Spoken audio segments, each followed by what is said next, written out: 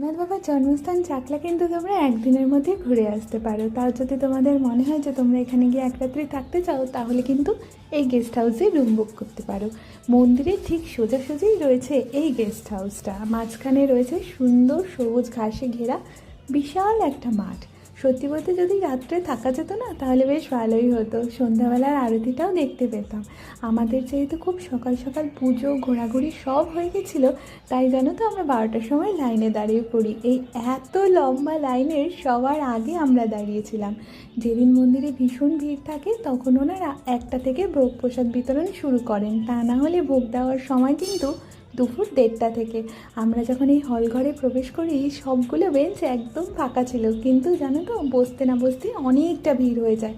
আর এর ভেতরে কিন্তু পানীয় জলের ব্যবস্থা ছিল। তাছাড়াও সব টেবিলেই কিন্তু জলের জগ ওনারা রেখেছিলেন। মেনুতে কী কী ছিল পরের ভিডিওতে তোমাদেরকে জানাচ্ছি।